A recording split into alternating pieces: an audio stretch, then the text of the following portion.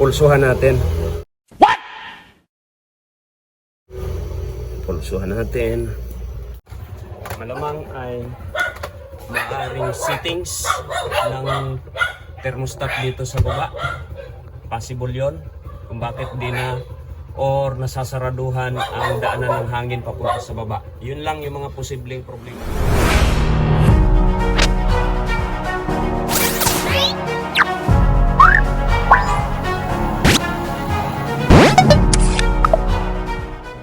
What's up mga kalakwatsero natin dyan, mga ka-tutorial. So meron tayo ngayong tiningnan na ref. Ito siya. Bago daw to, bigla na lang double door. Bigla na lang double door. Bigla na lang namatay. So titingnan natin ngayon kung ano ang problema nito. So sariwa pa nga naman talaga. Wala pa siya problema, pero hindi na raw umandar to. Tingnan natin kung anong problema nito. Okay. On muna natin tong ating yan. So, paandarin natin kung anong problema nito.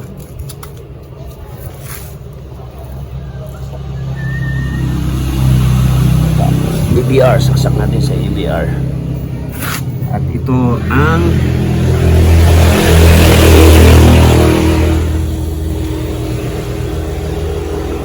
okay. Ayos naman ah. Ayos naman to ah. Oh my God! Wow! Hindi na talaga umandar to, Noy. Ayan. So, starting natin ay 1 point. Hindi ko natandaan ah. Bali dalawa itong pinatitingnan. Ito pa yung isa. Ito ay no frost. So, nag-yelo yung taas, pero yung baba ay hindi lumalamig.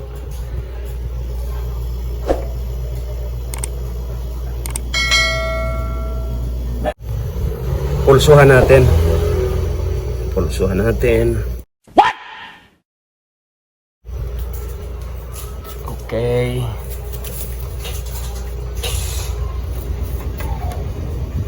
Yan, ayos.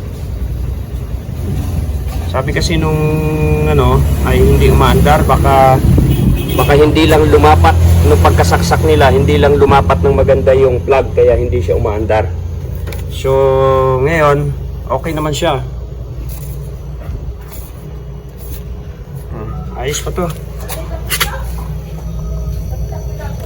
Malamig. Ano to? Mainit pa yung ating discharge, yung ating condenser side, pati filter.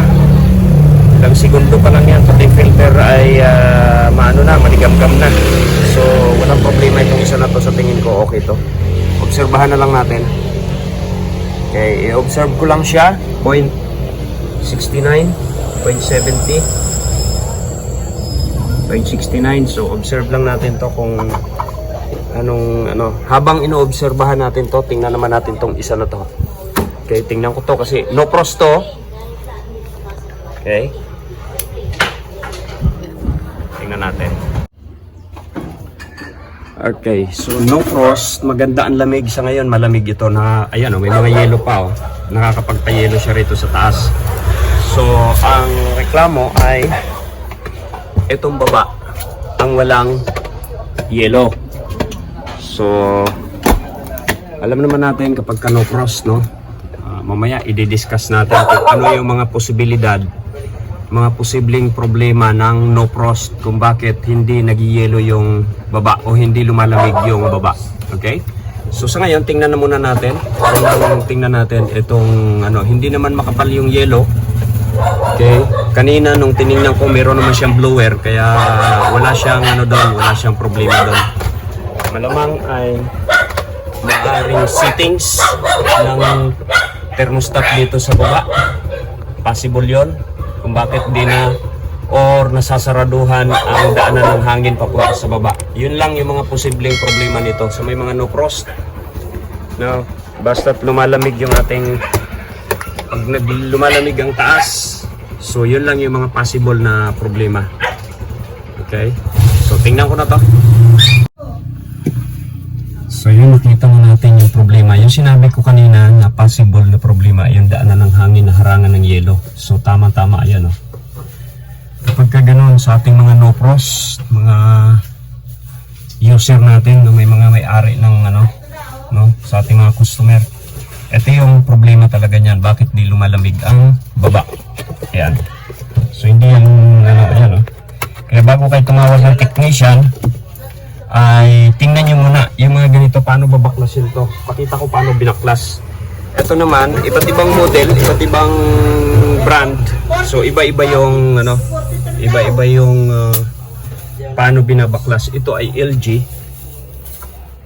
Okay. LG double door na no frost. So eto muna tatanggalin, meron lang isang screw yan. Tatanggalin nyo lang yung screw, hindi sungkitin lang ito.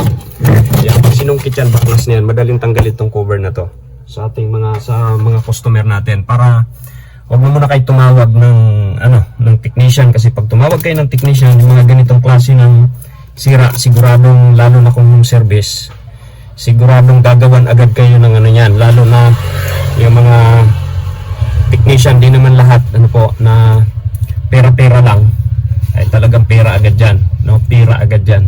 So ito yung problema pag hindi lumalamig yung baba. Basta't nakita natin na ang taas natin, no frost ha, no frost, hindi po yung frost type, Pag no frost, ito yung problema. Possible na problema niyan, settings ng ating thermostat.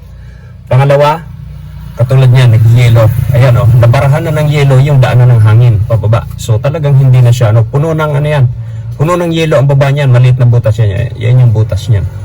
So puno ng yelo, kaya hindi na siya yung hangin. Okay, dito kasi yan dumadaan. Pag nakubira na to, itong fan na yan, possible din, isang problema din, halimbawa hindi gumagana yung fan sa mga may-ari po ng freezer, na ganitong klase, yung no frost. Isang problema, hindi gumagana ang fan. Pero mapapansin natin, pag hindi gumagana ang fan dito sa loob, wala siyang hangin talaga.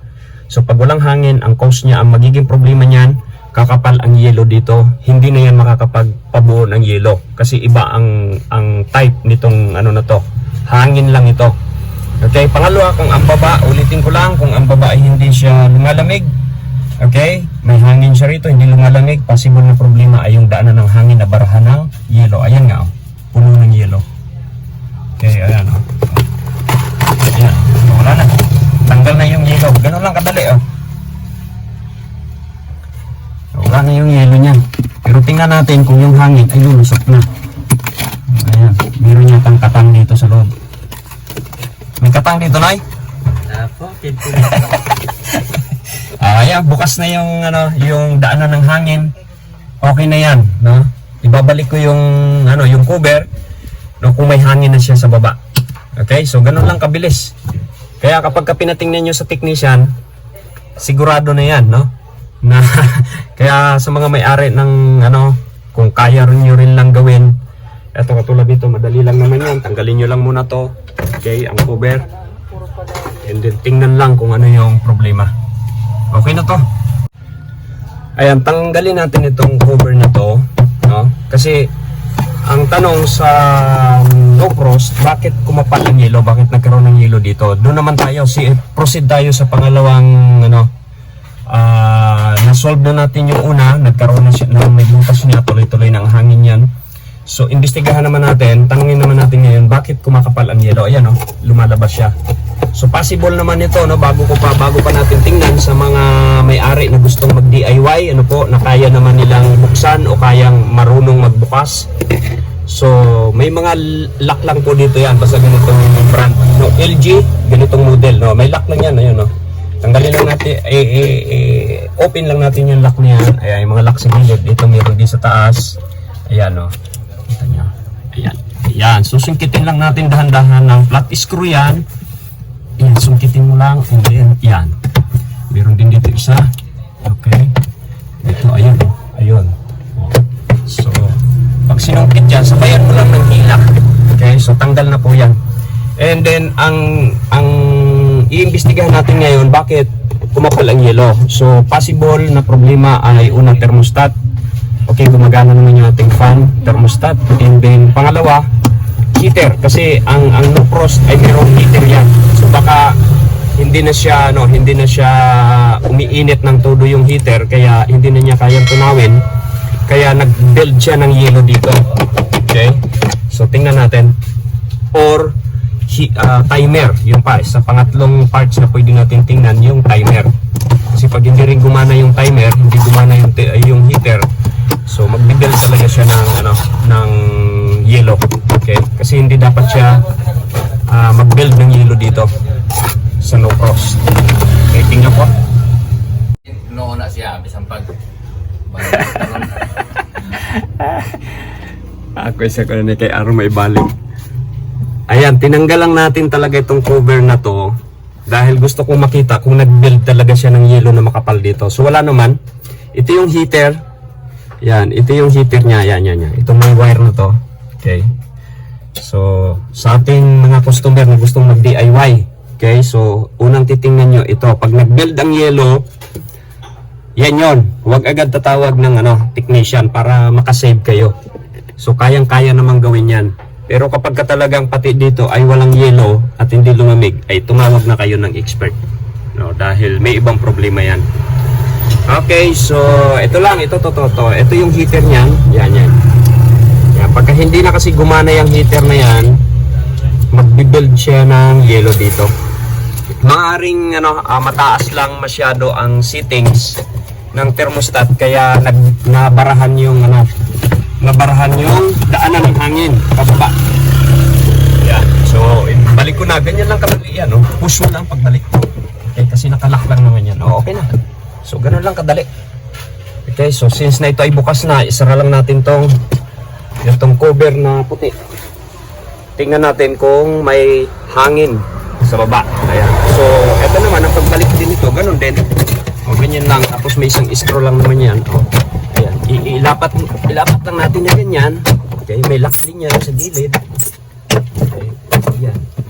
Okay na. Okay. So, saka natin i-screw. Hindi yung sinira ha. Pinukpo ko lang para mailak. Ayaw mag-lock eh. Okay, so hindi ibalik natin yung isang screw. Ayos na yan. Saka ko na ibalik. Paandarin muna natin. So, may aking Phillips screw. Hindi pa po tayo malam eh.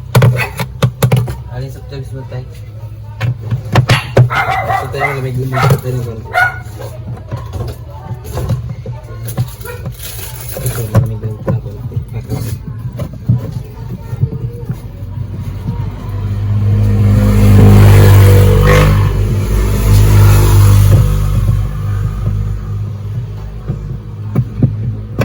Ayan. Ayos na.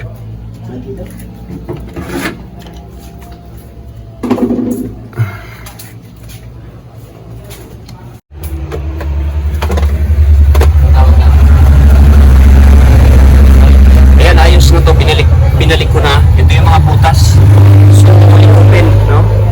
Fully open ang ginawa natin. Ito nga pala, no? I-explain ko lang itong, Ito yung, parang ducting. Daanan lang ng hangin. Control ng hangin ito. Okay? Sa ganitong model, ha? Control ng hangin pababa. Kapag naka 1, fully open po yan. Huwag tayong, malito. Ang 1 ay fully open. Kapag ka nag-yelo na or lamig na yung baba natin, itong baba na to, so ang control mo niyan, pataas na number, pasarado po ang butas. Mawawalan ng hangin ang baba. Okay? So kaya kung gusto mong mas malamig, iwan lang po natin. No, walang connection sa yan ha, walang connection sa compressor. Ito po ay hangin lang, daanan lang ng hangin. Control lang ng hangin yan, isasarado niya lang yan. Pagka ginano mo, sarado yan. Pag ganito, fully open yan, bukas. Okay?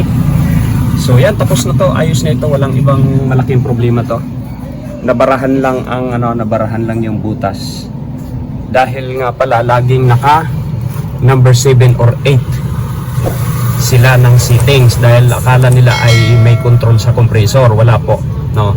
So kaya magbi-build ng yelo yung butas na daanan ng hangin. Kasi wala nang dumadaan ng hangin, ito yung evaporator, so talaga mag-yelo siya. Okay, so kaya ilagay natin dyan, saka lang tayo mag-adjust kapag malamig na, mga 5, ganyan, 5-4, yan, ganun lang. Okay, so tapos na to mga kalakwachero, mga tutorial natin. Okay, iwanan ko na to and God bless po. Bye-bye.